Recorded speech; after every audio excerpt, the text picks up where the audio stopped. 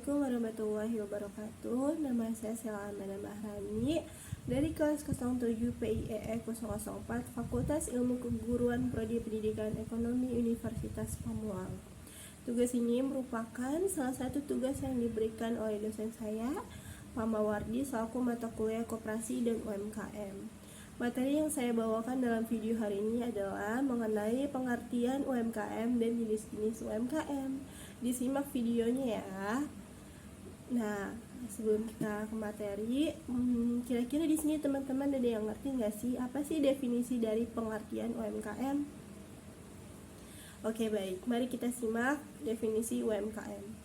UMKM adalah usaha yang dijalankan oleh individu, rumah tangga, maupun badan usaha dengan kekayaan dan omset yang tidak lebih dari sekitar 500 juta per tahunnya. Dengan kata lain, pendapatan yang dihasilkan oleh setiap pelaku usaha yang menjalankan juga masih tergolong kecil. Nah, tidak heran juga ini banyak pelaku UMKM yang menjalankan bisnisnya dari dalam rumah sendiri. UMKM ini bisa bermacam-macam loh.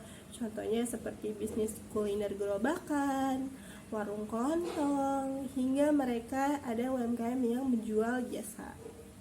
Terkadang, sejumlah industri kecil dan minimarket pun masih bisa dikategorikan sebagai bisnis kecil dan menengah. UMKM ini juga menjadi penggerak roda perekonomian nasional di Indonesia.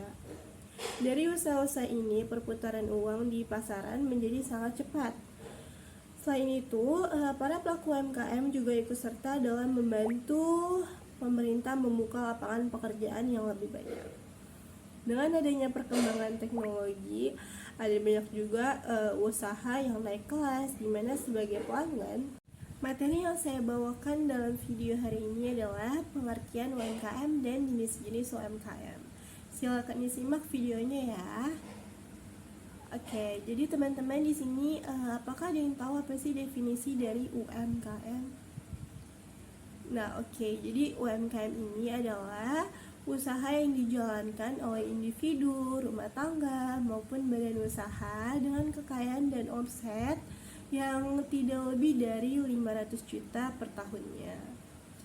Nah, usaha yang tergolong UMKM ini bisa juga bermacam-macam. UMKM ini bisa juga seperti kuliner gerobakan, warung kelontong, atau ada juga dalam penjualan jasa. Nah, kadang juga sejumlah industri kecil dan minimarket pun masih bisa dikategorikan sebagai bisnis kecil dan menengah. UMKM ini merupakan peran yang sangat penting karena UMKM merupakan penggerak roda perekonomian nasional di Indonesia. Dari usaha-usaha ini, perputaran uang di pasaran menjadi sangat cepat. Selain itu, para pelaku UMKM juga ikut serta dalam membantu pemerintah membuka lapangan pekerjaan yang lebih banyak. Nah, UMKM ini juga dengan adanya perkembangan teknologi, jadi ada banyak juga UMKM ini yang sudah naik kelas.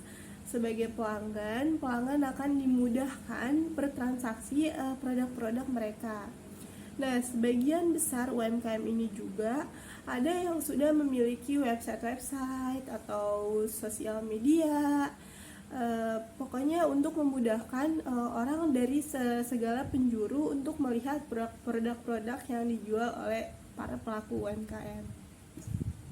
Nah, selanjutnya juga ada jenis-jenis UMKM. Secara umum itu, UMKM itu terbagi dalam 3 jenis. Yang pertama, usaha mikro, yang kedua kecil, yang ketiga menengah. Simak perbedaan dan contoh bisnisnya ya. Nah, yang pertama itu ada usaha mikro. Usaha mikro ini merupakan kategori yang paling kecil dari UMKM. Nah, banyak juga yang menganggap bahwa jenis ini sebagai usaha rumahan yang dijalankan oleh individu atau rumah tangga. Dalam usaha mikro ini, aset kekayaan tempat bangunan tidak termasuk ke dalam perhitungan bisnis. Dilihat dari pendapatannya, usaha mikro hanya memiliki omset paling banyak sekitar 300 juta per tahunnya. Aset bisnisnya pun tidak lebih dari 50 juta dan tidak termasuk aset tanah termasuk bangunan. Nah, pelaku usahanya pun belum menempuhkan sistem administrasi keuangan yang rumit. Contoh usaha mikro yang bisa kita temukan adalah contohnya di sini kita bisa melihat yang pertama ada warung kelontong.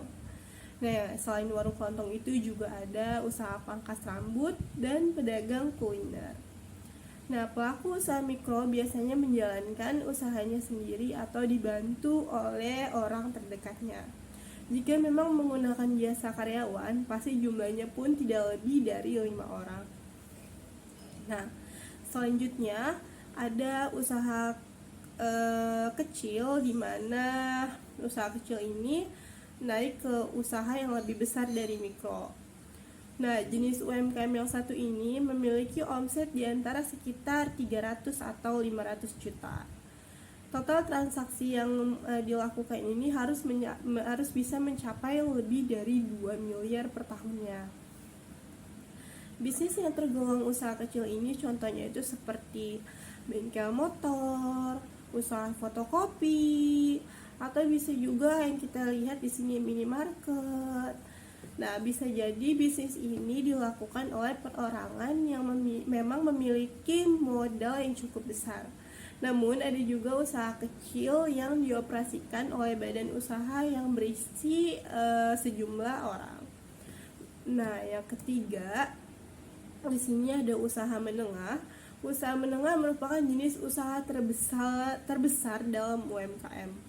Bisnis ini termasuk ke dalam usaha yang pastinya sudah memiliki omset yang paling tinggi, tapi belum bisa dikatakan perusahaan besar. Dalam usaha besar ini mereka mampu mendapatkan omset tahunan sekitar 500 juta sampai dengan 10 miliar.